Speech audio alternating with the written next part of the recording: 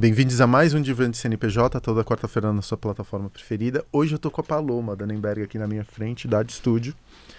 E eu vou só contar uma coisinha antes da gente começar, Paloma, antes de passar a palavra a você. Eu te conheci porque a Letícia, né, da Index, nos conectou. Fiz uma reunião na Index com você, sei lá, acho que foi no meio da pandemia, né? Faz foi. um ano e meio. E a impressão que eu sempre tive uma relação muito forte com as coisas, com os objetos. Eu tô falando isso porque eu acho que vai ser uma abertura pro teu trampo. Porque a gente tem duas categorias, basicamente, de estruturas no mundo, né? De organização de átomos. A gente tem os viventes, aquilo tudo que respira, que tem vida, que tem alma e tudo mais. E a gente tem as coisas inanimadas. E eu tenho essa relação um pouco com a arquitetura. Eu acho que, assim, de tanto um objeto, ou de tanto uma arquitetura, ela ser usada por nós humanos, ela acaba, de alguma coisa, a gente transfere um pouco, um pedaço da gente para dentro daquele objeto. Ele pode ser um gatilho de memória, ele pode ser um objeto totêmico que te protege. A gente constrói as nossas narrativas em torno desses objetos. E eu tive essa ficha caiu para mim por conta da minha relação, a relação que a minha filha tem com o ursinho de pelúcia dela, que é um ouriço de pelúcia chamado Cappuccino. E definitivamente o Cappuccino está muito mais próximo de um ser. Ele não é um bicho de pelúcia, de forma alguma. A gente chegou a colocar um AirTag dentro dele por pavor dele desaparecer. E até hoje, agora minha filha está começando a se separar do Cappuccino. E eu desenvolvi uma relação com o Cappuccino, porque o Cappuccino, no final das contas, é minha filha. Foi uma manifestação da minha filha num bicho de pelúcia. E jamais eu conseguiria ver aquele bicho como um bicho inanimado. O Cappuccino, ele não é inanimado. Eu tenho conscientemente, racionalmente, a noção de que ele é um objeto, mas ao mesmo tempo, porque ele foi um apoio emocional para minha filha durante todos os anos, ele é um pedaço da minha filha, ou um pedaço de uma fase da minha filha. E eu tenho essa impressão de que você tem essa relação com os objetos. Eles já deixam de ser objetos, e porque eles foram manipulados, ou tiveram suas funções, às vezes eles são encostados, ou eles são descartados muitas vezes, e são ressignificados através do design. Você conversa e dialoga com esses objetos, acho que é uma coisa que vem até do seu pai, né? De transformar esses objetos em seres. E transferir essas histórias para as outras pessoas. Eu acho que eu quero começar desse jeito, porque a gente não vai falar de objetos. A gente fala sempre de humanos, né?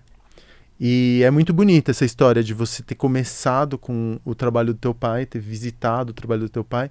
Queria que você começasse daí.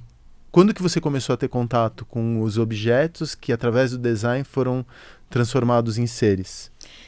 Enfim, em primeiro lugar, eu tô adorando estar aqui com você. Até me distrai ouvindo você falar, porque acho que você fala tão bem. Ai, obrigado. E eu fico aqui assim, até fico pensando, gente, daqui a pouco eu tenho que responder alguma coisa. Calma, deixa eu me concentrar. E eu acho, você falou da sua filha, eu também sou mãe, mas eu me entendo por perceber o móvel antigo quando criança, né? Então, eu sou a terceira geração de antiquários da minha família e eu me lembro quando muito pequena, eu ia para a Rua do Lavradio, no Rio, que você deve conhecer muito bem, que é o centro do Rio, muito conhecido como uma rua de antiquários. Eu ia para lá e ficava martelando, já me sentia parte daquela história. E aí aquela coisa da criança viajar e colocar tudo muito onírico de alguma forma, eu achava que a raspa, né, da madeira, aquela serragem, era cabelinho de anjo. Então eu chamava de cabelinho de anjo. Ai, guardava os cabelinhos de anjo para mim. Então eu tenho muito essas memórias de eu crescer, do meu crescimento. Eu sempre digo que os móveis acompanham a nossa vida e são testemunhas da nossa história. Então, de crescer e entendendo o meu crescimento a partir dos móveis que também passaram pela minha vida, sabe? Então você tem um berço, depois o berço sai, você tem a caminha, e a caminha, você vai ficando grande, a caminha passa a sair do berço. Então a coisa vai depois cama de casal. Então o mobiliário, ele acompanha a sua vida, sabe? E me entendo muito por ser filha. E aí depois segui com 12 anos, por exemplo, foi a primeira vez que eu fui viajar com meu pai para fazer um garimpo, por exemplo. A gente foi para Sotheby's, na Inglaterra, para Christie's. Eu me lembro que eu cheguei lá achando que eu tava assim, no bingo, sabe? Aquilo ali para mim foi o ápice do divertido.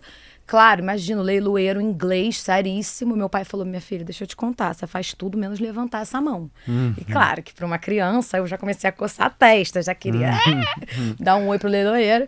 E aí depois que meu pai conseguiu arrematar 5 lotes seguidos, eu dei um grito, como se eu estivesse no Maracanã, fiz um ola ali no negócio. E meu pai falou, Senhor, que essa criança tá fazendo ola no leilão da Inglaterra. Foi só você e seu pai? Só eu e meu pai. Foi uma viagem assim, minha mãe ficou com meu irmão, que era mais novinho. E foi uma viagem muito interessante, porque eu consegui entender ainda mais esse movimento, esse trabalho.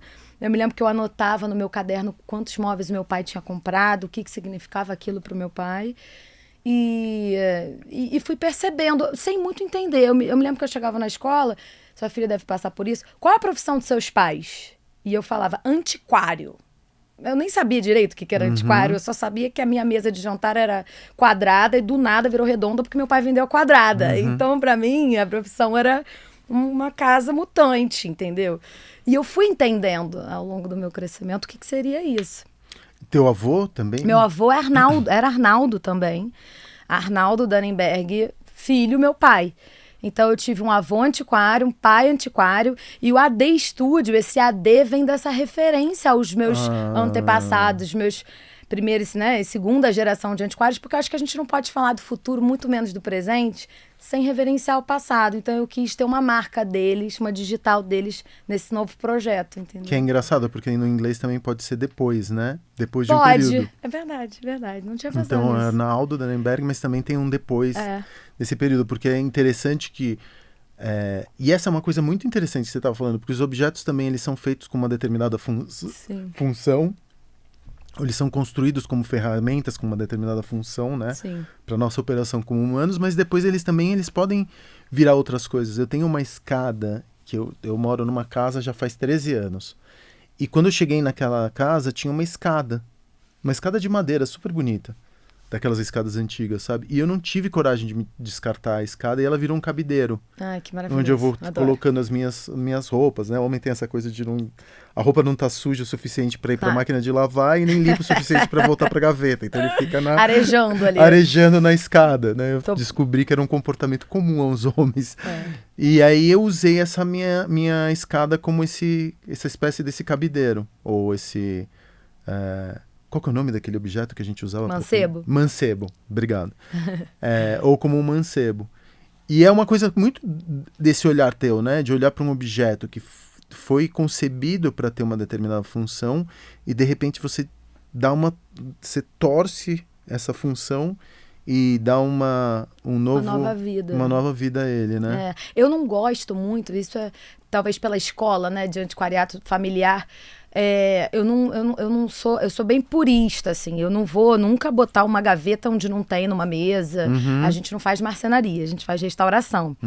Mas se eu quero ousar, no sentido de fato, descaracterizar até um pouco a peça, aí eu vou fazer uma collab, aí eu vou chamar um artista plástico, aí eu vou chamar alguém da moda, entendeu? Aí eu vou chamar uma diretora criativa, aí a gente vai fazer uma colaboração, cada um faz sua parte. Que vai muito mais pro campo artístico, aí suponho, vai pro campo artístico, aí eu acho que tem, de fato, uma licença poética pra história. Que é quase do Champ, se você parar pra pensar. Muito, o ready-made do Champ. Totalmente ready-made, exatamente. Que você vai distorcendo ele. Distorcendo. Você olha aquele objeto de uma forma diferente. Ele é deslocado da sua função. Só que você vê que do chão também, muitas vezes, não faz nada com o objeto. Ele desloca a função dele também, sem grandes... Fazendo um grande questionamento sobre o que é arte. Exatamente. O maior questionamento de todos ali nas vanguardas do 20, né? Exatamente. E aí você... Porque eu imagino que para você conseguir fazer esse deslocamento, você tem que ter um respeito pela herança cultural que veio dos teus familiares, né? Do seu avô primeiro, do seu pai depois... que para você fazer essa subversão, você tem que entender muito bem quais são os códigos, né? Para você fazer bem essa subversão. Falando de códigos, assim, você chegou a trabalhar com o teu pai? Você chegou a trabalhar no... Sim, super. Toda a tua vida você trabalhou ou não? Eu você tive teve uma fase. passagem de 7 anos. Na verdade, assim, as pessoas até perguntam, você é arquiteta? Você fez belas artes? Eu falo, gente, para talvez sua infelicidade, eu fiz jornalismo. Tá?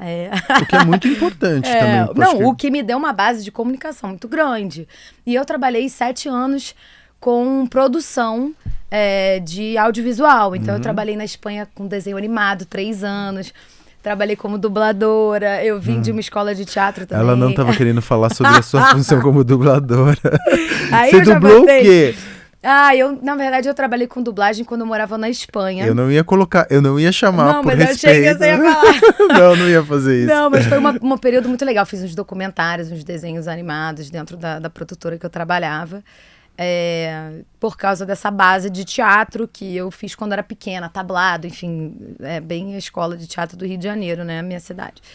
Então... Falando agora de teatro, perdão por te interromper, mas olhando pro teu trabalho hoje dentro da Studio, eles são super teatral. Super teatrais. Você vê inclusive como a sua loja. vida é referência de tudo, né? Tudo. Tipo, parece aquele filme Quem Quer Ser o Milionário, que o cara tira verdade, eu não do mundo dele. Eu preciso, é indiano, né? É indiano. Eu preciso voltar a ver esse filme. Eu ganhou preciso Oscar. Voltar. Eu vi, amei. eu Mas vi você só vê uma que vez. todas as respostas dele fazem sentido com todo o momento da vida dele. Eu preciso voltar a ver esse filme. Obrigado por me relembrar. Mas é verdade, os objetos, eles são teatrais, né? São super. E a loja tem muito essa referência da iluminação pontuada, dos canhões de iluminação. A loja é preta. O que acende ali é a cor da madeira, que é até um traço DNA familiar, né? Madeira cor de mel.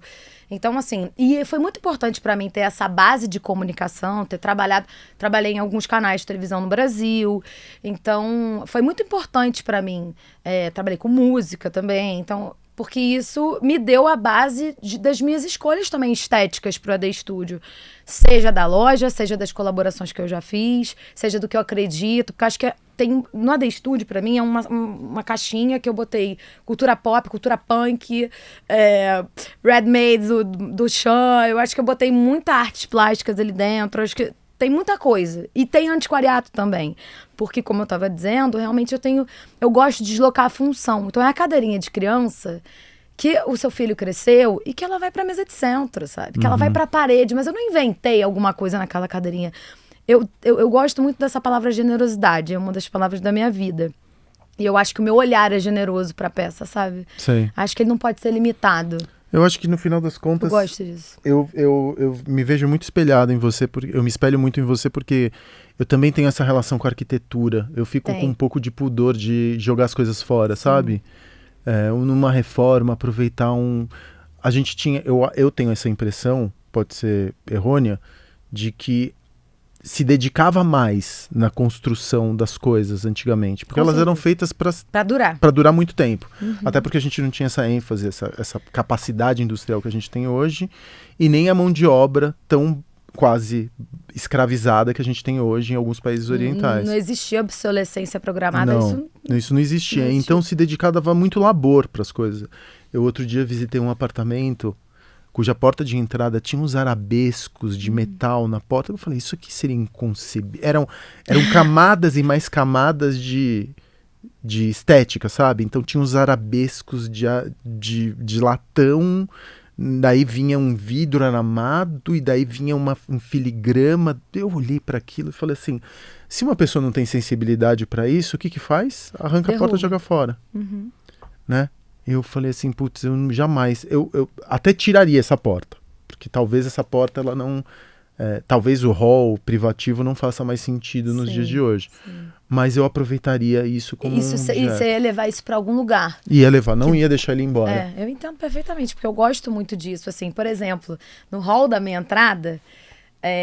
do teu apartamento? Do meu apartamento aqui em São Paulo, eu tenho... a prova de tinta, porque a minha loja é um grande container, porque eu queria simular que as pessoas entrassem no meu container assim como eu faço esse container da Europa pra cá. Né? Conta, antes da gente entrar na loja, pra gente ter uma narrativa de progressão. Claro. Quando você, como você com 12 anos, você foi visitar Inglaterra e tudo mais. Ao longo dos anos, depois desse ato, você teve 7 anos de ato, né? Fora do trabalho com design. Como que esse processo de viagem, o que vocês fazem? Quais são os roteiros? Como que vocês vão em busca desse chamado, desses objetos? A gente tem, assim, depois desses 12 anos, eu já viajei com meu pai para ajudar nas férias, etc., mas não trabalhando, né? E em 2011, eu saí da televisão, do canal que eu estava trabalhando, E fui ajudar o meu pai, porque ele estava crescendo bastante. O sonho dele era vir para São Paulo. Eu acho que o negócio estava precisando expandir. E aí eu fiz uma transição de carreira. Que pra mim, apaixonada, aquela pessoa que acordava às 4 da manhã, bom dia, lua, para ir trabalhar. Porque você sabe que produção audiovisual, né? É isso. Então não é nem bom dia só, é bom dia lua. E feliz. Boa noite, lua. Fiz uma transição, mas eu sabia que eu precisava entender se eu ia gostar disso, se eu poderia amar como meu pai sempre amou, porque eu também acho que a gente precisa amar pra gente fazer muito bem. Mas claro que amar não significa não sofrer, não ter resiliência, não cair dentro. Mas, o que essa geração tá meio sem saber, mas isso é outro assunto. Então tem que... Vambora, vamos pra frente. Passa da arrebentação. Fui. E aí depois a gente começou a fazer as viagens, mas eu garimpava, eu ficava de olho das peças para ele. Por quê? A gente tem um depósito em Bordeaux, é o nosso centro do nosso trabalho, na França. Então, de Bordeaux, a gente tem um caminhão lá. Eu brinco que pode não parecer, mas eu sou caminhoneira. Eu e meu pai, puxei Sula Miranda Feelings, é a minha hashtag, obrigada. Mas enfim, de lá a gente viaja França inteira, Portugal, Suíça, Bélgica, e a gente Espanha bastante, que eu comecei, como eu morei lá, a gente começou a explorar por ali também. E a gente vai para muitas feiras, para leilões, feiras profissionais. Muitas pessoas falam assim: você vai no Marché aux Puces de Paris? Gente, não. É muito chique, é muito elegante. Eu vou para o buraco onde o Marché aux Puces compra, entendeu? Os comerciantes. Você vai direto, né? Eu vou na fonte, entendeu? Eu não vou, imagina, né? Você vai fazer... Então não é bem por aí. Mas a gente... Comprar em euros, para vender em reais não dá para fazer. E toda a operação, tal, importação, facinho. Mas então a gente precisava reunir todas essas peças, e aí depois do caminhão cheio a gente volta para Bordeaux, depois vai de novo. Então é um ir e vir gigante. E o caminhão muitas vezes está lotado. E as feiras mais importantes são no inverno, você pode imaginar? O que é você... Eu sou a pessoa mais friorenta que eu conheço. Como uma boa carioca, eu sou aquela que vai pra praia e leva casaco. Então, imagina você garimpando no inverno europeu. É muito... puxado, sabe? E é um meio muito masculino, sabe, Facundo? Isso eu comecei a me entender ali dentro do ser mulher, só com homem mais velho, num idioma que é diferente do seu, francês. E então isso foi um processo também muito importante pra mim. Mas sempre acompanhada do seu pai? Sempre acompanhada do meu pai, mas chegou um momento na feira que cada um vai pra um lado um pouco, porque... Isso, assim, depois que eu comecei a garimpar pra mim. Mas eu passei muitos anos na empresa, trabalhando como gestora da empresa, pra poder fazer essa expansão pra São Paulo. E foram 5 anos só de empresa. Só trabalhando na gerência geral da empresa. Deve ser um negócio muito difícil de organizar, né? Porque você tem, assim, um estoque, que é um ativo fixo. Que valoriza ou não, né? Dependendo dos modismos do tempo no campo da decoração. Cada peça... deve ter um valor intrínseco. Quer dizer, qual que é o ativo fixo imobilizado? Gigante. Você tem que ter muito capital para conseguir comprar o tempo inteiro, sem uma previsibilidade de venda. E como como fazer imóvel, né? Não, é bizarro. E como a gente precisa... você pode querer uma mesa de 3 metros, 2 metros, 1,5 metro. Eu preciso ter todas essas opções para você. Né? Como que você prevê faturamento de um negócio como esse? É muito difícil também. Você fala assim, lógico, depois de muitos e muitos e muitos anos, você acaba se transformando numa referência de mercado e você consegue ter uma ideia de que tem determinados meses que vão ser mais interessantes. Com certeza. Ou não. Que meses que são bons para mobiliário? O segundo semestre, de uma forma geral, é bem aquecido, né? Muito mais, porque acho que tem uma corrida... Você acha? Eu acho que tem uma corrida do Natal, da casa pronta para o final do ano. Entendi. Das obras que começaram no início do ano e estão sendo finalizadas. Fora que eu acho que para a decoração, o ano começa depois do carnaval, que já é uma coisa... que não começa, entendeu? Então, vai começar em março, o segundo semestre. Aí já para as férias. Então, eu acho que... Quer dizer, o primeiro semestre. Então, eu acho que o segundo semestre é bem mais aquecido mesmo. E como que funciona, por exemplo, a relação... Porque o cliente final, ele, a não ser que seja um cliente muito educado, ele vai até o estúdio, ou vai até o galpão, ou vai até o antiquário. Né? Ele tem essa relação com o objeto quando ele sabe o que ele quer. Sim. Muitas pessoas não sabem o que quer. Não, e nem sabem o que tem. E nesse nível, muitas vezes tem um arquiteto de interiores que está auxiliando essa pessoa a encontrar o seu gosto, enfim, traduzir as suas vontades em objetos. Como que é a relação que o Antiquário estabelece com os arquitetos de interior? Porque é uma relação muito quase B2B, né? Com É certeza. business to business. Não é Total. um business to consumer, business, negócio para consumidor. Não é o cliente final de vocês, não necessariamente quem coloca o objeto ou é o arquiteto? Os dois. Eu acho Os que a dois. gente tem um B2B e B2C, entendeu? A gente tem os dois. Mas são duas estratégias completamente diferentes, Paloma? Eu acho que são, porque um arquiteto pode te trazer cliente o ano inteiro. E um cliente, às vezes, nem sempre tem um retorno tão imediato. Uhum. E também, quando existe a presença do arquiteto, existe uma presença de uma assinatura. Então, eu digo muito que o nosso trabalho é uma certa consultoria, mas também uma curadoria de objetos. Onde o arquiteto pode virar para mim, espacialmente, e dizer, eu preciso de uma mesa de centro de 2 por 1. E eu vou dizer, como é que é a vida desse seu cliente? Entendi. O que ele gosta? São pais recentes, vamos pegar uma cadeirinha de criança, vamos botar nessa mesa de centro? Entendi. Vamos botar, é um casal jovem que adora fazer esporte. E se a gente botar um trenó nessa mesa de centro? Então, cabe a mim mostrar para eles que uma mesa de centro pode ter engradado de bebida, pode ter baú, pode ter escadinha, pode ter um monte de coisa, entendeu? Uhum. Então, cabe a mim oferecer todas essas opções pro arquiteto, que às vezes ele não sabe o que eu tenho na loja. Eu tenho secador de ameixa, ninguém vai virar para mim e falar assim, Paloma, você tem um secador de ameixa aí? Então, eu acho que cabe a mim mostrar que existem muitas coisas na vida, de móveis e objetos que foram feitos para durar, numa época de 100 anos atrás, que se você vir os engradados de bebida que a gente tem na loja, era uma madeira maciça que você não acredita. Como, gente? Como que para levar frutas era essa madeira, entendeu? Então, e exatamente, eu acho que a ressignificação também ajuda muito. E quando é o cliente final, você acaba fazendo a mesma curadoria, porque eu tenho muita entrada com os arquitetos, acho que eles são grandes parceiros, muito importantes pra gente. Então, só que para cada arquiteto eu me moldo, porque eu já sei quais são as predileções, o gosto do arquiteto. Então, acho que você conhece os arquitetos? Conheço. Sei os que gostam mais de mesas retas, os que gostam mais clarinhas. A gente já vai criando uma intimidade. Porque o arquiteto também tem uma gramática estética, né? Tem um super. vocabulário estético, né? Ele tem Super. Isso é muito estranho. Eu comecei a entender isso, eu tinha entendido isso pela arquitetura. Uhum. Mas eu não tinha entendido isso pela arquitetura de interiores. E tem uma coisa que eu estou percebendo, que cada vez mais os arquitetos desenham arquitetura de interior, chegando ao nível, às vezes, de desenhar até os próprios móveis. Sim, marcenaria, o arquiteto que desenha, super acontece. E aí, muitas vezes, chegam para mim e falam assim, tá faltando alma. Exatamente. Que é a palavra que eu adoro, que a gente criou um movimento chamado Soul Believers, que a gente acredita que os nossos móveis têm alma e que é para pessoas também. Cara, então, essa coisa que a gente não consegue traduzir. Tudo bem, se você é uma pessoa crédula e você entende se você acredita no mundo metafísico, das energias e tudo mais, fica mais fácil de entender. Mas quando você entra, por exemplo, num lugar que tem alma, você fala, esse lugar tem alma. É uma tradução um pouco aproximada de um lugar onde você deixa transparecer a personalidade do seu criador. Sim. Criador e criatura meio que se confundem nesse lugar em que você entra num lugar e você fala assim, eu tô vendo uma inteligência, um esforço intelectual para que esse lugar exista. Ou seja, o criador, ele conversa por intermédio da criatura. Quando você fala assim, tá faltando alma, é que excesso de beleza também cansa. Tá certo demais.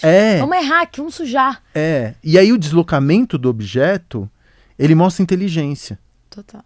Né? Você fala assim, olha, essa pessoa se preocupou em não jogar fora isso, essa pessoa encontrou beleza onde não existia uma beleza tão clara assim, né? Você traz objetos que têm marcas de tempo. Super. Nossa, às vezes me perguntam assim, mas minha filha, uma vez entrou uma senhora, mas olha, tá aqui um amassadinho. Eu falei assim, olha, se não tivesse amassadinho, tá errado. Tem que ter o amassadinho. Meu pai sempre falou, o móvel de lavanderia, os pés estão desgastados, passava água naquele chão. Entendeu? Um móvel de ourivesaria, uma mesa de marceneiro, se ela não tiver cheio de marcações, dessas marcas do tempo e desses machucados, aquilo não era um móvel de marcenaria. Isso é irreproduzível. E a restauração não pode passar por cima disso. Também não pode apagar. Entendeu? Eu tenho muito essa pira, porque eu também pego lugares que são muito antigos e eu tenho que saber o que eu posso tocar e o que eu não posso tocar. tem que ter muito cuidado naquilo que, olha, isso daqui é uma marca de tempo, isso daqui... Tem uma coisa, eu tô fazendo uma obra, só uma anedota rápida. Tem eu tô fazendo Gente, a eu reforma... sempre falo anedota, isso zoado. Legal, gostei que você falou. Tem um Love Story, que eu tô cuidando agora, né? Não é o Love Story, mas era o imóvel que um dia abrigou o Love Story, e eu tô fazendo um novo projeto pra lá, ali na frente do Copan. E o Love Story foi um lugar muito, enfim, polêmico em São Paulo. E tem uma marca de tiro. Olha. Num duto de ar-condicionado. E essa semana eu estava conversando com o arquiteto, né, o engenheiro da obra, ele falou assim, então a gente vai passar uma massa. Eu falei, não dá para passar uma massa aqui. Mas, pô, é um buraco no duto. Sim, mas ele é uma lembrança do que esse lugar um dia foi. E eu preciso dessa lembrança aqui. Porque eu preciso olhar para ali e falar assim, eu não vou deixar esse lugar voltar a ser isso. Que então isso aqui para mim é uma memória do que não pode ser o que será. O que será não pode voltar a ser o que um dia foi. Então, por favor, me deixa esse buraco aí. Então, você tem que ter cuidado na hora de você fazer um restauro para você não apagar a memória. Com certeza. Né? E fortificar o que sobrou para que essa história continue sendo contada no futuro, né? Muito importante isso. Me lembro até um presente de aniversário que meu pai me deu desse ano, que no meu último garimpo, depois que a gente limpa o caminhão, porque imagina, não é só comprar. É você conseguir fazer uma coisa que em francês se chama empotage, que é você fazer um quebra-cabeça para tudo que você comprou dar no caminhão. Porque você tem que ver isso. Eu posso ter achado um teatro desativado e comprar todas as cadeiras. Vai dar? Como é que eu levo? Eu tô no raio tô longe pra caramba. Então isso tem que dar. Então depois que a gente tira e tal, enfim, tudo você faz com luva, bota e tal. E eu esqueci as minhas luvas. Deixei minhas luvas no caminhão. Depois que eu limpei o caminhão, fechamos o container. Meu pai, sem eu saber, pegou minhas luvas e me deu de presente elas emolduradas, para eu nunca esquecer aonde começa o nosso trabalho, que são as luvas que já estão pretinhas, estão lá na loja, porque você falou exatamente para a gente nunca esquecer alguma referência, seja de ruim ou seja de boa, mas do que te move, que é isso que você falou. Se te move que isso nunca mais seja dessa forma, aquele buraco está te movendo. Seja porque você quer transformar o negativo em positivo, né? Então, aquelas luvas, como minha família é muito conectada ao trabalho, à força de trabalho, aquelas luvas estão ali na porta de entrada da loja para eu não esquecer que tudo que tá ali, eu ajudei a carregar, eu ajudei a embalar, eu ajudei a botar dentro, sabe?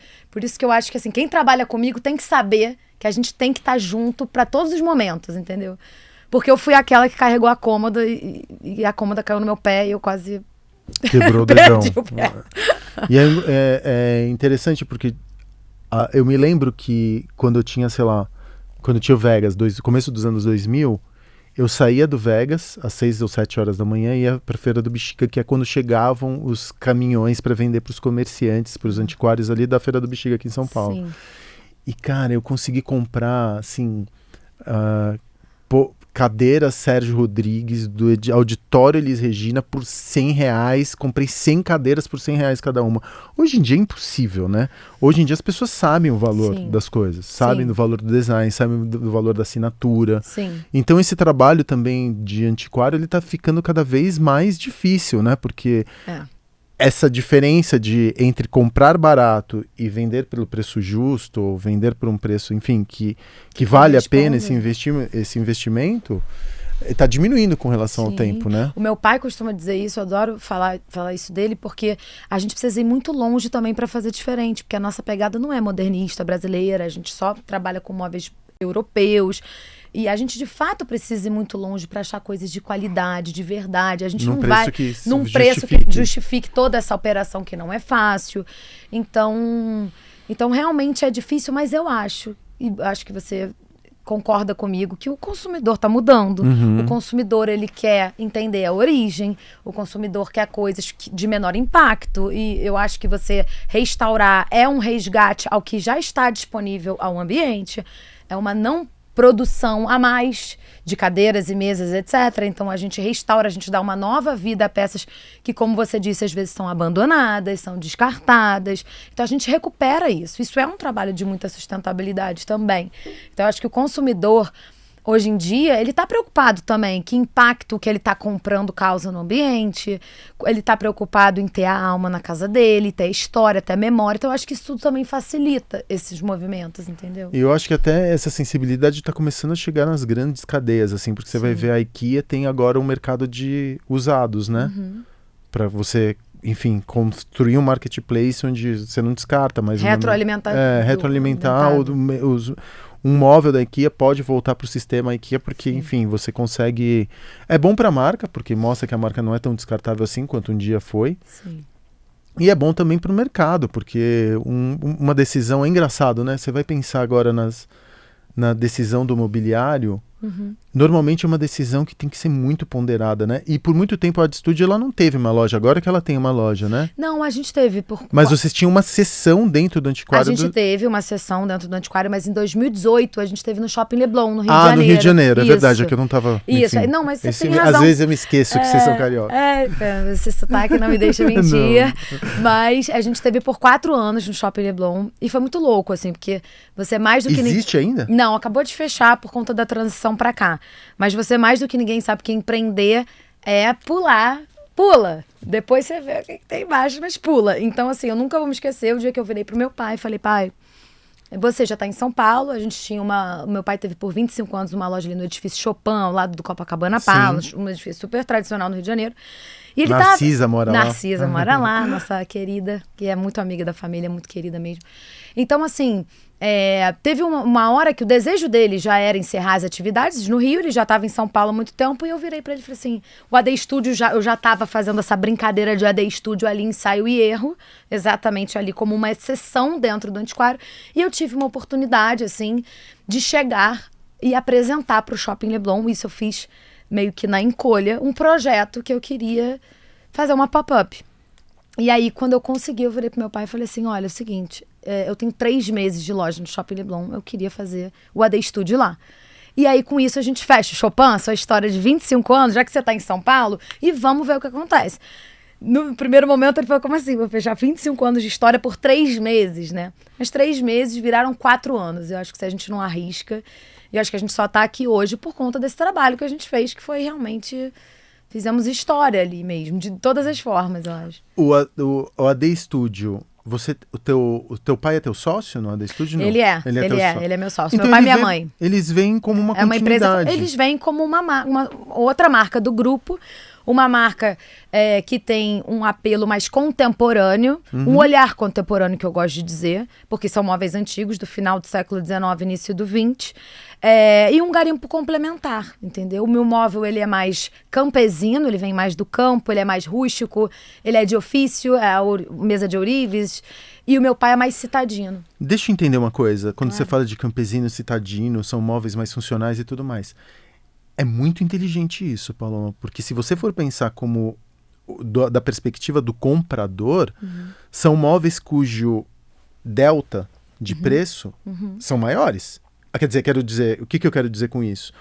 Custo e venda, o markup que você consegue colocar num móvel citadino, porque as pessoas são objetos de mercado. Você vai comprar uma mesa, sei lá, eu vou falar uma besteira, uma mesa Luiz XV, ou sei lá, qualquer coisa do tipo. Sim. Existe um padrão de mercado, né? Existe um range de mercado que você consegue estipular o valor dessa mesa, não é tão arbitrário.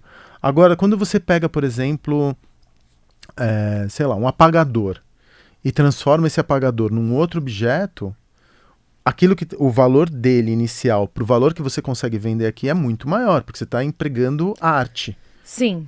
Existe isso, mas ao mesmo tempo também o meu pai trabalha com mobiliário do século XVIII e XIX. Historicamente, o meu pai trabalha com móveis muito importantes, mais importantes, são mais antigos. E também meu pai já tem muita credibilidade no mercado. Então existe o valor da marca. A marca dele, óbvio. A marca dele. O AD Studio, qual era meu grande objetivo? Democratização do antiquariado. Em todos os aspectos, não só financeiros, porque eu queria que fosse também uma loja de presente. Por que não dar de presente ao invés do 15º sapato, a gente não dá o vidro de farmácia do início do século XX, entendeu? Então, uma Super 8, antiga. Ticket médio menor. ticket médio menor. Então, não posso nem dizer que eu tenho um melhor markup do que o meu pai, porque eu também prefiro ganhar menos, mas ganhar no volume, porque eu quero que seja uma loja mais acessível. E também, eu acho que toda essa roupagem pop e também o estilo do garimpo que eu faço também é mais democrático aos olhos, porque ele é mais acessível, entendeu? Então, quando eu emolduro revistas dos anos 50, do Tintin, do Mickey, de moto, de motociclismo, etc., eu também estou traduzindo para uma linguagem de mais fácil acesso das pessoas, não tão erudita. Que eu acho que o antiquariato, por muito tempo, era muito erudito e pouco acessível, de compreensão. Meu pai já desmistificou muito isso. Ele já trouxe para o Brasil o antiquariato mais leve. Isso ele que inovou aqui no Brasil. E aí eu, a partir de ter visto a vida inteira isso, fui além e quis dialogar também com a minha geração, entendeu? Como que você vê que as novas gerações, vamos falar, novas gerações que são potenciais consumidoras de objetos com história, que têm um poder aquisitivo para comprar um objeto de design com valor histórico, chamar que são pessoas de 35, 40 a mais, né? Sim. O negócio do antiquário, essas gerações que hoje têm 30, 40 anos, eles veem valor nos objetos que contém muita história, ou você acha que a gente também está um pouco desmistificando os objetos, um hacking de uma mesa que na verdade foi um carrinho da tua criança que você transformou numa outra coisa, está mais interessante para esse público? Eu acho que está mais interessante. Eu acho que o padrão do consumidor mudou muito. Eu acho que ele acha cool. Eu acho que entrou na gaveta do cool, sabe?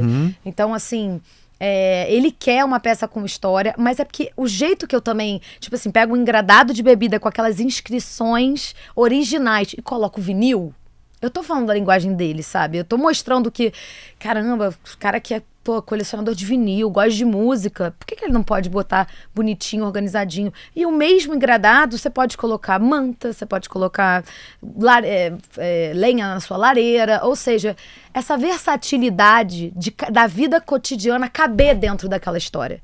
Isso eu acho muito importante, porque se a gente ficar também nos velhos hábitos, a coisa não vai encaixar, entendeu? Então eu mostro que os velhos hábitos podem ser atualizados, entendeu? Um uploadzinho, assim. Maravilhoso.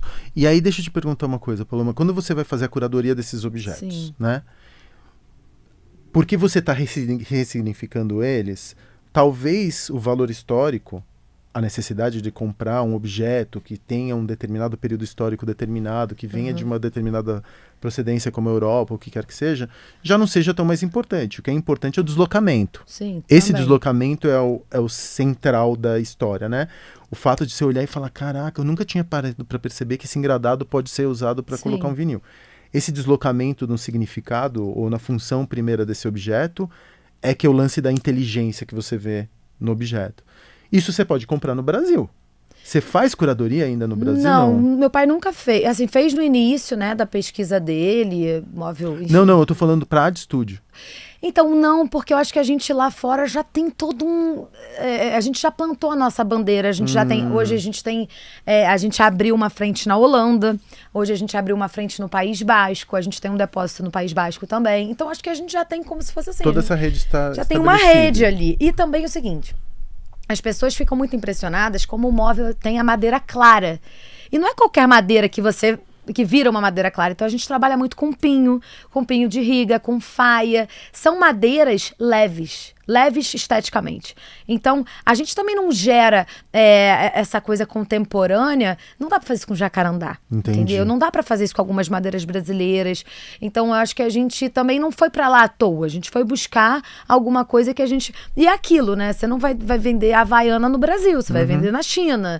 Você tem que fazer uma coisa diferente. Então, é um pouco esse caminho que meu pai buscou e que eu peguei todo esse DNA realmente familiar. Uma assinatura estética, e por assim muitas dizer. vezes, sabe, quando eu tô em feiras, assim, porque as pessoas nem dimensionam como é que são as feiras. A gente, às vezes, chega numa feira, 6 horas da manhã, no escuro, eu tenho que botar uma lanterna na cabeça, porque quando abre o portão da feira, parece, tipo assim, estouro da boiada, vai todo mundo correndo, que nem um desesperado. E aí a gente vai olhando as coisas com a lanterna, já vai comprando, tirando foto do stand, porque a gente não pega na hora. Porque se a gente pegar na hora, a gente não tá deixando de comprar o próximo que a gente não viu. Então a gente vai comprando e depois a gente tem que lembrar aonde a gente pagou e comprou pra botar no caminhão. Tem a hora de botar no caminhão. Mas as 2 horas principais da feira são as mais cruciais, entendeu? Então nem sempre, nesse momento, eu já consigo pensar na ressignificação, no que é isso. Não. Eu sei que tem coisas... Feeling. É um feeling. Isso rende, É isso uma vai arte. render. Essa que é a arte. Sabe? Isso eu acho que pode. E se não render na hora, vai render em algum momento. E também acho que as coisas têm seu timing, tem seus donos, tem seu momento, tem que marinar. Eu comprei, por exemplo, uns aparatos, tipo de uma mochila de montanhismo. Até agora eu ainda não refleti o que eu vou fazer com isso. Mas eu comprei, sei lá, um lote de 20. Mas tá lá. Em algum momento isso vai ser uma coisa muito importante. Só ainda não entendi o quê. E tudo bem. Sabe? Tem todas as outras coisas que eu já entendi, sabe? Hoje em dia, vocês têm uma estimativa de quantos objetos você tem que são potenciais da Art Studio? Porque eu imagino, não tem nenhuma intersecção entre o Arnaldo e a Art Studio, assim, de objetos. Tem objeto que pode servir tanto por um... Tem uma coisinha que a gente chama de híbrido, mas cada vez mais a gente... Por exemplo, meu pai tem muitos baús, eu tenho baús, mas os meus são diferentes, os tamanhos também são diferentes. Então, meu pai também tem um campesino, né? Só que a gente começou a fazer uma separação também de meu pai trabalha, por exemplo, com carvalho em geral, carvalho claro. Eu já não entro no carvalho. Meu pai trabalha muito com madeiras frutíferas, o cerisier, que é a cerejeira, o merisier, que é a cerejeira silvestre. Então, eu já não vou. Então, a gente vai se separando no detalhe, sabe? Eu adoro metal. Então, é bem naquele período de segunda revolução industrial, né, meados do 19 para o final, que eu já comecei a pegar o mobiliário austríaco, Toné, Mikhail Toné, que inventou a técnica de envergar madeira ao vapor. Então, eu começo a me especializar. E num período que meu pai, digamos que a gente passou o bastão, ele parou e eu continuei, entendeu? Pô, que interessante. Mas você tem hoje uma estimativa de quantos objetos? No nosso acervo? Que são potenciais Art Studio. Mas que eu tenho? É. Eu tenho um galpão. A gente tem um galpão em São Cristóvão, no Rio de Janeiro, de 1.000 metros quadrados, que inclusive você está convidadíssimo de ir lá. Adoraria. Eu vi umas fotos, você me mostrou. Acho que teu pai me mostrou umas fotos. Pode ser. Não, você me mostrou quando a gente foi lá na Index. Então. Olha, nem sei, 10 mil, não sei. A gente tem um acervo, assim, é engraçado, né, que você faz MBA e na primeira aula você vê que não dá para imobilizar estoque, né? Não, estoque... Não, mas a natureza do teu negócio é imobilização de estoque porque você parte do pressuposto que esses objetos, eles não depreciam. Não, exato. Se eles têm história, eles não depreciam. Claro. Tem muita gente que tem muitos e eu acho que é muito parecido com imóvel. Sim. Essa relação. Porque imóvel também, historicamente, ele é uma forma segura de você estocar dinheiro. Sim. Ele vai aumentando de valor conforme o tempo. E esses objetos também. A gente viveu a época áurea dos objetos baratos, sei lá, para fazer negócios há 20 anos, 15 anos. Eu imagino que muito do que teu pai comprou era quase tratado como descarte, né? No começo da carreira dele. Sim. Se bem que na Europa, acho que não, porque... Não, eles valorizam, lá é diferente. Tem uma valorização e você sabe que as peças que eu gosto, como são peças também dessa coisa um pouco mais pop, dessa pegada mais pop, são mais caras. Então, o AD Studio, ele eu tenho que fazer uma conta para também ele dar certo nesse sentido, sabe? Porque eu realmente não quero que ele se encareça a ponto de eu perder essa primeira entrada do consumidor, entendeu? Esse produto de primeira entrada, que eu acho tão importante, entendeu? E como que isso se reflete na hora da negociação? Porque você, imagina, você tá nessas feiras, abriu a comporta do inferno, todo mundo indo para lá, assim, em debandada, todo mundo tentando comprar o mais rapidamente possível. Você falou que vai comprando e vai fotografando, né, esse processo. Dá tempo de negociar preço? Algumas coisas sim, algumas coisas não. Tem coisas que a gente já sabe o valor de mercado, que a gente sabe quanto que a gente pode pagar. E tem coisas, sabe, Facundo, que eu acho que assim, você vai ganhar no todo. Então... Às vezes você compra lote. Com certeza, que eu mais amo, inclusive. Mas assim, às vezes a gente precisa ter decisões muito rápidas. E o comerciante sabe o que ele tem na mão. Ele sabe. Ele sabe que ele tem um ouro na mão. Então tem coisas que a gente compra mais, mas a gente até brinca. Paga muito caro nisso. Vamos comprar agora 4 coisas muito baratas para dar uma compensada, entendeu? Mas se aquilo é muito importante pro meu acervo, eu vou comprar de qualquer jeito. Deixa eu te fazer uma pergunta. Eu, muitas vezes, fui assombrado por coisas que eu não comprei. Ai, nem me fala. Porque teve coisas assim que eu falava assim, eu nunca tinha participado de um leilão de objetos na minha vida. Uhum. Nunca. Né? Agora tem muito leilão online também, né? Tem. Eu nunca tinha participado de um leilão na minha vida. E eu me apaixonei por um objeto que não tinha nenhum valor, nenhum significado histórico, não tinha nada. Não tinha ali, era uma luminária, mas era uma luminária muito esquisita. Eu gosto das coisas que são quase excêntricas, estranhas, Adoro cuja também. função elas não é muito Não são clara. óbvias. Adoro. Não era um quadro, não era uma luminária e tinha um dispositivo ali que parecia um objeto alucinado, enfim. E aí eu determinei que o valor máximo que eu ia pagar por aquela luminária era um valor, não era uma coisa de dezenas de milhares de reais, não, eram poucos, acho que 2 mil, 3 mil reais, Sei. era uma luminária do começo do século XX alemã, eu me lembro até exatamente qual que era o campo, assim. E chegou num determinado momento que eu fiz a mesma coisa que eu acho que você deve fazer, eu vou pagar no máximo Tanto. esse valor, eu não vou deixar isso passar. Como era um leilão, passou. E eu deixei, menina. Você perdeu? Você saiu? Perdi. Eu sou assombrado por essa luminária até hoje. Qual é o seu signo? Capricórnio. Por que você pergunta? Não, só pra saber. Eu sou assombrado por essa luminária até hoje. Eu me arrependo tanto de não ter levado. Ai. Eu não sei se foi por causa da perda, Sim. e eu não sou um bom perdedor, ou se foi porque, sei lá, você é assombrada pelos objetos que você não comprou? Você tem algum objeto que você não comprou e que você fala... Por que eu não comprei? No início eu tinha muito isso. Mas isso deve ter virado... No início eu tinha muito isso porque, pensa, eu sou filha de uma pessoa que já tem sua curadoria estabelecida por 40 anos. Eu quis começar a fazer uma curadoria diferente. Não foi fácil chegar a essa fórmula da estúdio, a esse acervo já acumulado. Então, no início, se eu gostava de alguma coisa, eu precisava ter aquilo, porque aquilo me representava. Aquilo sou eu, não é meu pai. Isso está diferente. Então, aqui tem um caminho. Só que eu tenho um limite. Eu tenho um limite até onde eu posso pagar, porque senão a história não conta, não vai fechar. E o meu pai, no início, me ajudou muito. Meu pai sempre foi meu mentor e ele falava, não vai mais. Aquilo me tirava, entendeu? O prumo, porque eu falava, não, mas só mais um pouquinho. Não vai mais. Então, ele já tinha uma certa paz de espírito e eu ainda não, porque eu ainda não tinha meu conjunto, minha equipe pra chamar de minha, bater no peito. Hoje em dia, eu já tenho essa paz, porque eu sei que se não for isso, vai ser outra coisa. Eu já tenho esse lugar mais confortável de entender, até de confiar, juro, assim, com toda a humildade, porque eu sou uma pessoa bem... humilde, assim, nesse sentido, de confiar que se eu perder, eu vou inventar alguma coisa para recuperar essa perda. Então, mas isso foi com a maturidade, porque no início, como essa é a minha profissão, eu ficava muito insegura, eu não sabia, mas eu nunca mais vou achar essa peça. Não vai, mas outra você vai, entendeu? E você já se deparou com alguma peça que você falou, é minha, isso aqui não pode ser de mais ninguém? Com certeza, direto.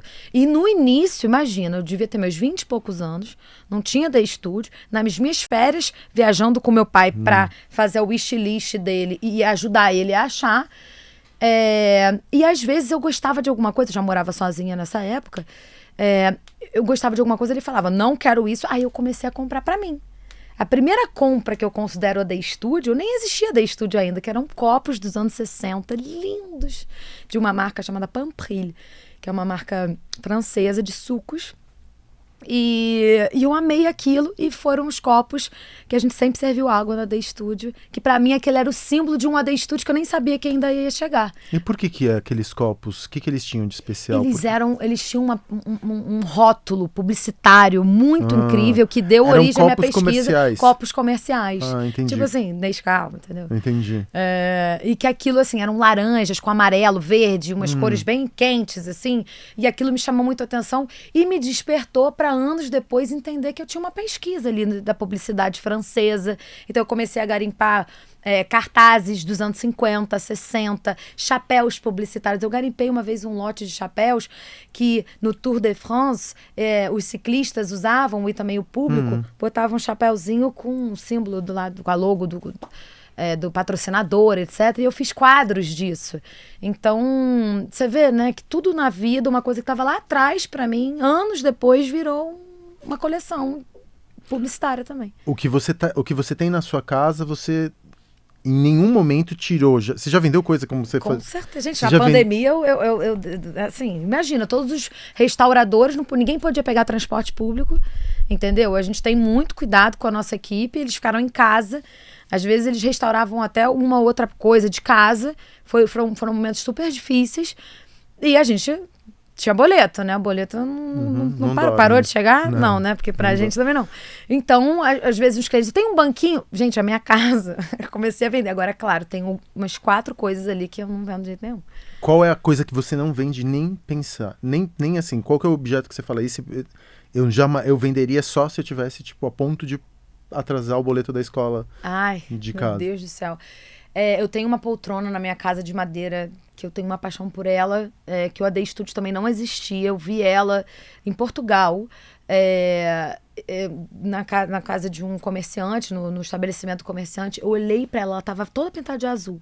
Que depois a gente raspa aquela tinta e virou um pinho lindo, dourado, assim. Falei, pai, eu quero essa cadeira, pelo amor de Deus. E ele me deu. Então, aquela...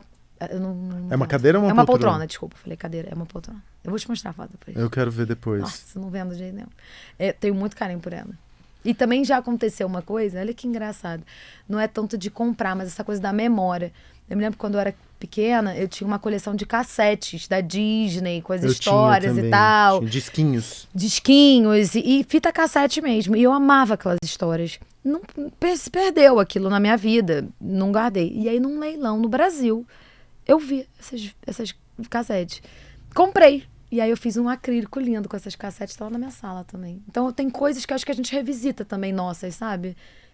Não perdi e fui atrás de volta. Não eram minhas, mas me lembrou uma época. Porque, na verdade, é muito interessante isso. A gente está se aproximando já no final, mas é muito interessante o que você está me falando, porque os objetos, e eu falo isso muito para os empreendedores que estão começando, os objetos, ou os produtos, ou as coisas, ou eles têm algumas funções na nossa vida. E acho que são algumas. A primeira delas é, você se refinar enquanto humano. Você está com um problema, você está com alguma... Todo mundo é instável do ponto de vista existencial. Todo mundo está procurando um refinamento, está procurando entrar melhor dentro de um serviço ou por causa de um produto, resolver um problema. Então, ou as pessoas estão procurando um refinamento de si mesmas, ou elas estão querendo mostrar para os outros como elas são muito mais interessantes do que aparentemente são. Então, quando eu tenho um objeto que está deslocado na sua função na sala de casa, eu estou falando sobre mim. Claro. E da minha inteligência, ou do meu bom gosto de encontrar aquele objeto uma outra função diferentemente do que o criador daquele objeto pensou para ele. Sim. Eu falo que eu sou inteligente, ou que me aproprio da inteligência da AD Studio para fazer esse deslocamento. Ou um gatilho de memória. Uhum. Eu tenho uma mesa de centro em casa onde eu tenho um monte de, assim... um parafuso da cidade, da linha de trem da cidade onde meu pai nasceu. Um puxador de... Meu avô uma vez foi pra praia e me trouxe um puxador que ele tinha encontrado assim na orla. E me trouxe todo enferrujado e me deu esse puxador. Tá lá. Uma pedra que eu consegui com a minha filha, eu catei a minha filha. Um objeto que estava cristalizado, que tinha inteligência do seu criador cristalizada ali, que eu comprei no Kickstarter, sei lá. Então, e na verdade não são objetos, são pedaços de mim. Sim. Ou das pessoas que eu amei, ou das pessoas que foram importantes na minha vida e que estão ali porque, na verdade, é um mosaico da nossa existência, né? Sim. Muitos objetos somos nós. Com certeza. E fazem parte do que a gente foi, vai ser. Eu realmente... Não é que eu seja uma acumuladora, porque eu nem sou. Mas acho que tem coisas que não tem preço. Exatamente. Meu pai, por exemplo, coleciona os lacres dos containers, que quando eles chegam, você tem que serrar o lacre, né? E tirar para abrir o container. Ele coleciona, ele tem uma parede só com todos os lacres. Aquilo ali é uma vitória, um atrás do outro, sabe? São pininhos, assim, que só marcam todo esse esforço, todo esse trabalho. É um trabalho de muita resiliência. Muita gente fala assim, posso ir na sua mala? Acha que é um glamour. Não é, sabe? A gente acorda 4 horas da manhã, a gente viaja 6 horas de estrada, cai a cômoda no pé, sabe? A coisa não é tão glamourizada, pelo contrário, é duro. E assim, é um meio bem masculino, físico, né? É físico. Você não tem é à toa que bem. teu pai enquadrou as luvas. Exato. Tem que botar bota, senão o caso arranca o teu dedo, sabe? Porque tem uma energia física ali por trás, né? Uma energia do encontrar, fazer essa curadoria, fazer essa separação, saber o que tem valor ou não, encontrar um destino certo para essas peças, porque tem um trabalho lá e tem um trabalho cá, né? Claro! Eu brinco que lá eu sou garimpeira, aqui eu sou curadora. São coisas totalmente diferentes, são posições diferentes. São deslocamentos também. É um deslocamento muito parecido com o que você faz com os objetos. Com certeza. Né? Da materialidade dele ali na feira, com a sua função, com a sua coisa quase do calo mesmo na mão, para cá, para esse deslocamento, entra quase no campo da arte. Com certeza, totalmente. E é engraçado como o mobiliário está cada vez mais se apropriando, está se aproximando dos signos da arte. Eu fiquei muito... na SP Art, por exemplo, na última SP Art, tinha uma área só dedicada para mobiliário. Sim, com certeza. Eu acho que foi a primeira vez, se eu não me engano. Que eu não eles já fizeram outras vezes. Sim. Eu nunca tinha me ligado numa... que era de uma maneira tão notável, assim. Eu tinha um amigo que tem a Verniz, que estava expondo lá. E eu nunca tinha me ligado nessa aproximação tão notável, assim. Eu achei muito interessante. E o que você... Agora que você abriu a loja aqui em São Paulo, você estreou semana passada? Exatamente. Foi a nossa festa de abertura, de inauguração, dia 30, lá no Cidade Jardim, no novo espaço de arquitetura e decor, né? E decoração. Que eu não fui visitar ainda, mas me disseram que está muito interessante. Tá muito legal. Eu acho que era uma carência que tinha ali no shopping, um pedido muito dos consumidores. Então, são 3 novos andares só de lojas de arquitetura e decoração. E o que você está sentindo? O que você acha que... Como que o público está recebendo aqui em São Paulo? Você acha que o público paulistano ele é diferente do público carioca, no sentido de consumo de design? Não? O que você... Você tendo tido um pé lá e outro cá agora, que mudança que você está vendo? Eu acho que o público de São Paulo concentra outros públicos, né? Você tem o interior de São Paulo, você tem Goiânia, Brasília. Eu acho que São Paulo é o epicentro. Eu acho que as pessoas vêm de vários lugares do Brasil comprar em São Paulo. Verdade. O que já não acontece tanto no Rio. Então eu acho que a gente, vindo para São Paulo, a gente quase que faz uma nacionalização do nosso trabalho. E o poder aquisitivo é diferente. Claro que eu acho que o carioca tem uma bossa que só ele tem. Eu devo muito ao Rio de Janeiro, sou carioca, fui muito feliz. Eu acho que quem vence no Rio, vence em qualquer lugar. E eu tenho muito orgulho de virar para os meus sócios, que são meus pais, e apresentar uma empresa no azulzinho, uma startup dentro de um grupo, mas que nasceu bem sozinha ali dentro dessa nova proposta, porque a gente foi para um shopping vender secador de ameixa, ao invés da pessoa comprar um tênis. Então, realmente, né? Eu sempre falei pros meus vendedores, que a gente chama até de vendedores guias, nunca se ofenda com as perguntas, porque quem tá fazendo diferente somos nós. Então, se a pessoa, você explica tudo e a pessoa fala, tem pra pronta entrega? A gente responde, olha, a entrega sim é imediata. Pode levar, inclusive.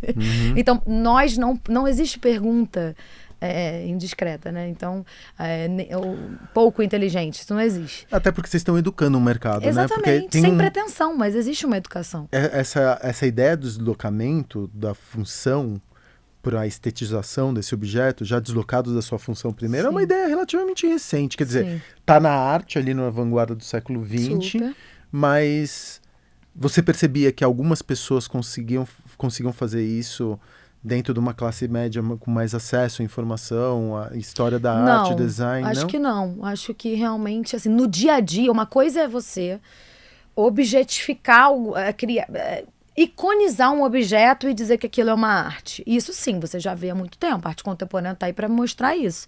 Mas no seu dia a dia, a mesma cadeirinha de criança que está na mesa de centro ir para sua parede, você botar 3 e virar sua nova biblioteca na sua casa, eu não vejo tanto aplicado. Entendi. Sabe? Como uma função, um objeto com a sua função real e não como elevado à arte. Isso a gente já viu. Então acho que essa é a minha missão, assim, sabe?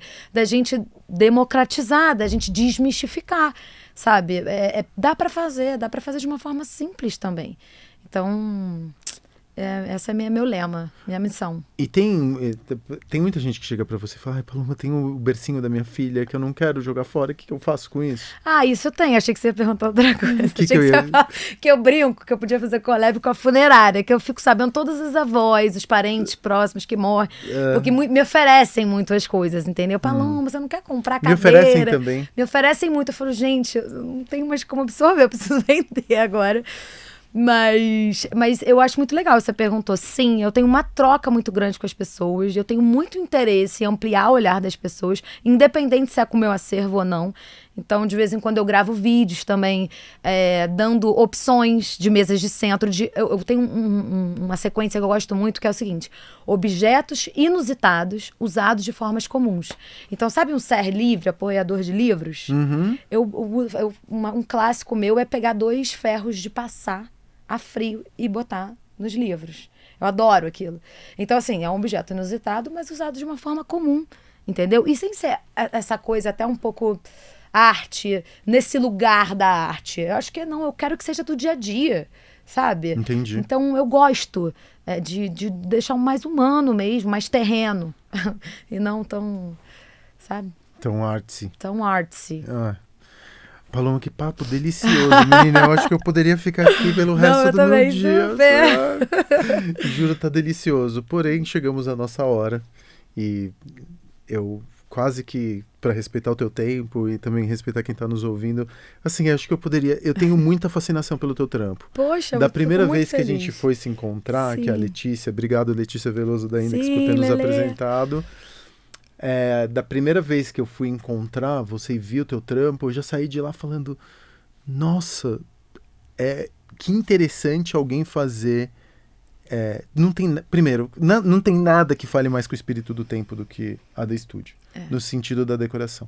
Você está empilhando vários problemas do tempo atual na tua marca.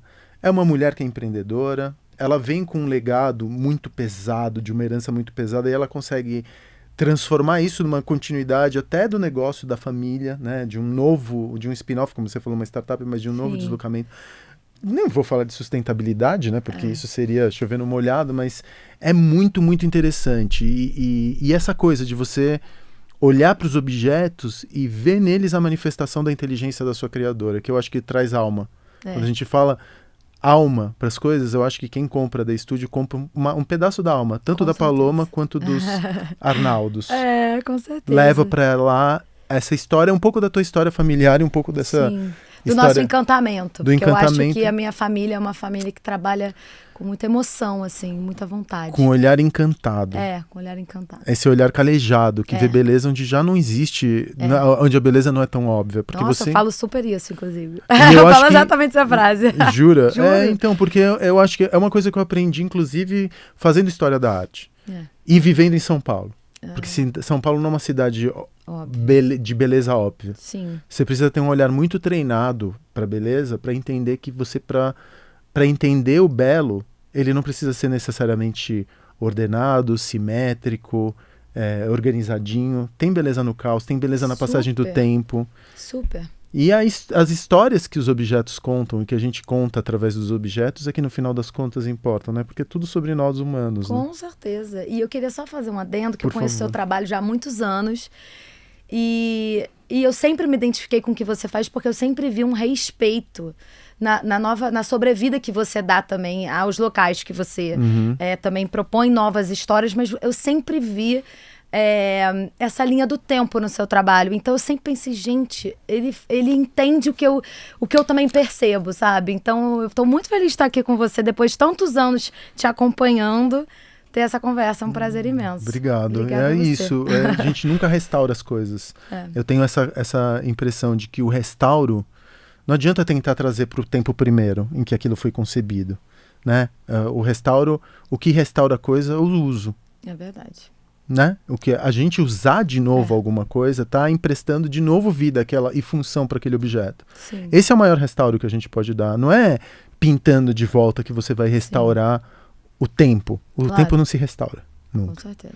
São as histórias que continuam a ser contadas a partir da retirada desses objetos de um campo para o outro. Então, sei lá, como você trouxe várias vezes a secadora de ameixa? Secador de ameixa. Secador de ameixa para cá, eles vão continuar marcando memórias de gerações que foram criadas dentro de salas cujo secador de ameixa tinha um protagonismo, onde o secador de ameixa tinha um protagonismo. E é muito lindo isso. Porque esses objetos, mais uma vez, são gatilhos de memória, né? Com certeza. E para cada família, porque eu digo o seguinte... As peças, elas têm histórias próprias, mas tem a minha história para eu encontrar essas peças, mas também tem a sua. Sim! Sua com elas, o que você vai colocar céu nelas. Tem muito cliente que manda foto para mim, para falar, olha o que eu fiz com a peça, eu adoro isso. Então, posso te contar uma coisa? Você é cenógrafa de teatro. Verdade. Você continua fazendo cenografia para teatro, né? Onde as histórias vão ser contadas, as suas histórias são encenadas, as histórias do seu avô, do seu pai e as histórias daqueles que estão ali do outro lado e que vão ser marcados por esse teatro todo que está sendo contado. Você continua fazendo teatro de um jeito ou de outro. Divã de CNPJ, toda quarta-feira na sua plataforma predileta. Paloma, muito obrigado. Amei esse episódio. Valeu mesmo. Até a próxima.